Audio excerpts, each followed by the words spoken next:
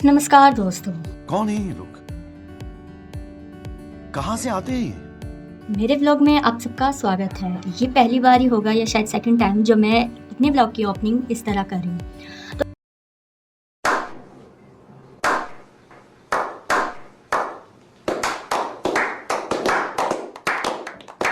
तो गाइस मुझे आपको कुछ बताना है।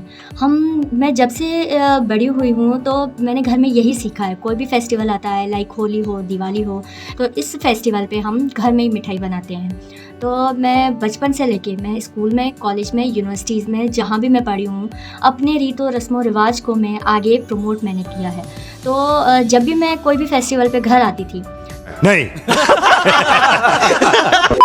मैं घर आके स्पेशली मम्मा के हाथ की मिठाई बनवाती थी मम्मा से कि मम्मा आप मुझे अपने हाथों की मिठाई बना कर दें और मैं अपने टीचर्स को खिलाऊं, अपने फ्रेंड्स को खिलाऊं। क्योंकि मम्मा ने बचपन से हमें सिखाया है, जब भी घर में कोई त्यौहार आता था या शादी वगैरह होती थी तो स्पेशली घर में कुछ स्पेशल बनाते थे और वो हम जो है आस पड़ोस, फ्रेंड्स, गेस्ट और रिलेटिव्स में बांटते थे।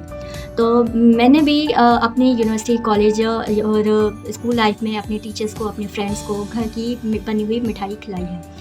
तो इस बार जब मैं यूनिवर्सिटी से आई, लाइक मैं ग्रेजुएशन तो मैंने सिंध यूनिवर्सिटी से की, ठीक है। अब मैं अपनी आगे की पढ़ाई जो कर रही हूँ कराची यूनिवर्सिटी में, तो वहाँ पर जब मैं इस बार होली के फेस्टिवल पे घर आई थी तो टीचर्स ने कहा कि आप लोगों के जो थर की साइड है वो मिठाई बहुत अच्छी बनाते हैं, तो आप हमारे लिए भी लेकर आना। मैंने कहा ओके मैम सर, मैं सबके लिए लेकर आऊँगी। तो मैंने घर में भी यही कहा कि मम्मा मुझे जो मिठाई है यूनिवर्सिटी लेकर जानी है वो मैं बाज़ार से नहीं लूँगी। लाइक मैं अगर उमरकोट में रह रही हूँ तो उमरकोट में जो है कृष्ण की जो शॉप है उसकी मिठाई बहुत ही फेमस है। मुझे शुरू से ही शौक़ था कि मम्मा जो अलग अलग स्पेशल स्वीट्स मिठाई बनाती है तो मैं वो भी बनाना सीखूँ, मगर मुझे टाइम नहीं मिला। वाह दीदी, वाह दीदी, नहीं दीदी, वाह दीदी, दीदी, दीदी। पहले मैं स्कूल जाती थी, उसके बाद मैंने कॉलेज ज्वाइन की एंड देन मैं 4 साल यूनिवर्सिटी चली गई थी, सिंध यूनिवर्सिटी। तो जैसे ही घर पर आई तो उसके बाद मैंने प्राइवेट जॉब ज्वाइन कर ली थी और सेल्फ स्टडी और गवर्नमेंट जॉब के लिए मैं तैयारी करने लगी। जो है फिर से मैं कराची यूनिवर्सिटी में एमफिल कर रही हूँ।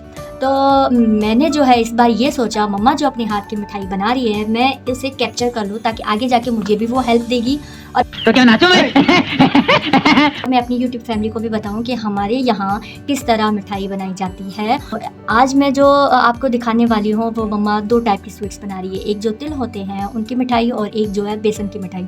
तो चलें बिना देर किए हम आपको ले चलती हूँ वहाँ जहाँ मम्मा मिठाई बनाना स्टार्ट कर चुकी हैं। तो पहले मम्मा ने बेसन एक बर्तन में छान के रख दिया था और उसके बाद आग लगाकर देगची में जो है ऑयल डाल दिया था और जो आटा छान के रखा था उसको ऑयल से मिक्स कर रही थी।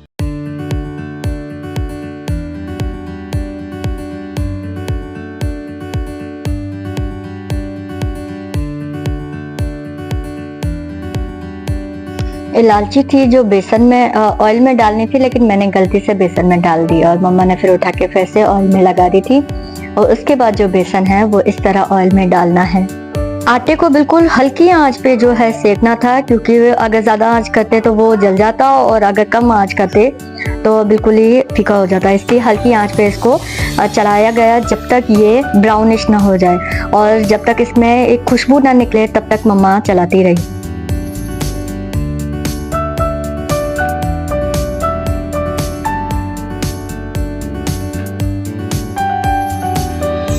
ये थोड़ा थोड़ा करके ऑयल भी डालना होता है क्योंकि कम पड़ जाता है। और ये जो थी इलायची, चीनी, बादाम और जो दूसरे बीज थे किस क्या कहते हैं और गूंद, ये भी डालना था इस मिठाई में, लेकिन वो लास्ट में डालते हैं।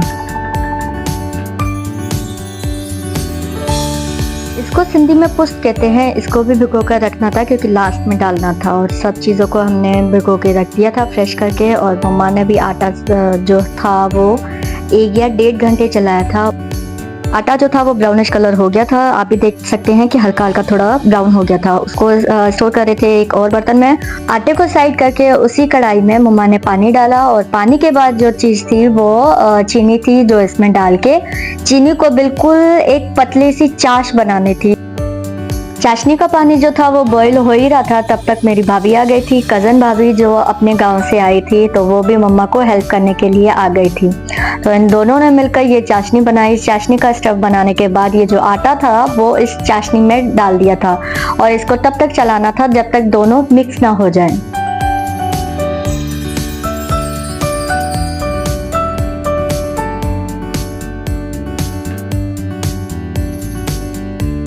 इस तरह जो गाढ़ा बनने के बाद जो फ्रूट था वो सब इसमें डाल दिया गया, लाइक कूंद था और ये जो बीज थे पता नहीं क्या कहते हैं इसको, और बादाम और ये पुस्त, ये सब चीज़ें इसमें डाल दी थी। ये सब चीज़ें मिक्स करने के बाद तब तक चलाना था जब तक ये जो आटा है वो थिक ना हो जाए, ताकि वो एक चक्की की तरह निकल पाए। और ये देखिए आप, इतना गाढ़ा हो गया था। और इसको ठंडा करने के बाद मम्मा ने जो है वो स्टोर कर दिया था एक बर्तन में।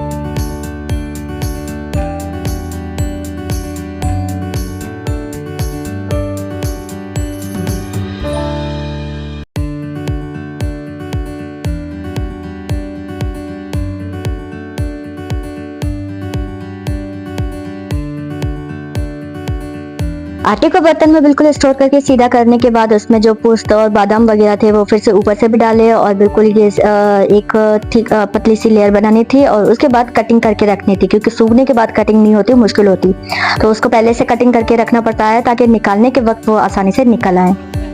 ये सब करने के बाद हम सब ने मिलकर खाना खाया और पेट भर के खाना खाने के बाद हम फिर से लग गए तिल की मिठाई बनाने के लिए। तिल की मिठाई बनाने के लिए पहले कढ़ाई में ऑयल डालना होता है और ये जो है इन सबको ऑयल लगाना होता है ताकि वो जो है वो बिल्कुल इस पे चिपक ना जाए। और मम्मा ने ऑयल गरम करना था। ऑयल गरम करने के बाद क्या करती है, चीनी मिक्स करती है और चीनी मिक्स करने के बाद उसको भी एक चाशनी बनानी पड़ती है। चाशनी में ही तिल डालते हैं।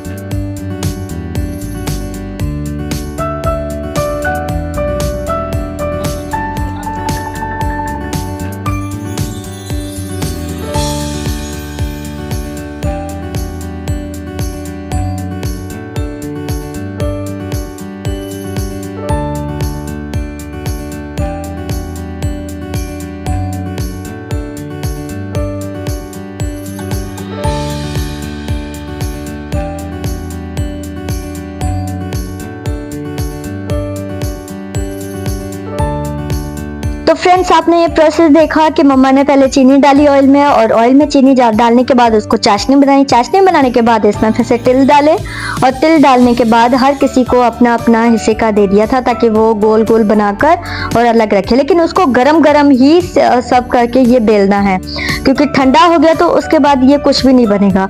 यही प्रोसेस करके मम्मा ने फिर से दूसरी भी बनाई थी।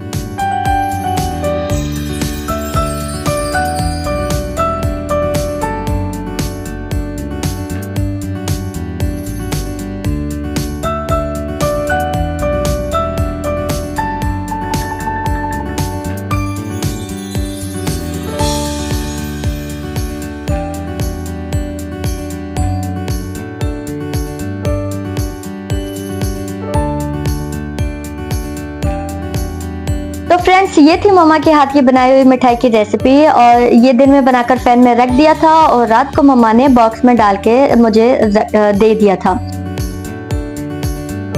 आप जो न्यू मेंबर हैं तो वो मेरे चैनल को सब्सक्राइब करें और जो मेरे पुराने मेंबर हैं प्लीज़ लाइक शेयर कमेंट कीजिए ताकि मैं भी अपने चैनल को ग्रो कर सकूं। Thank you.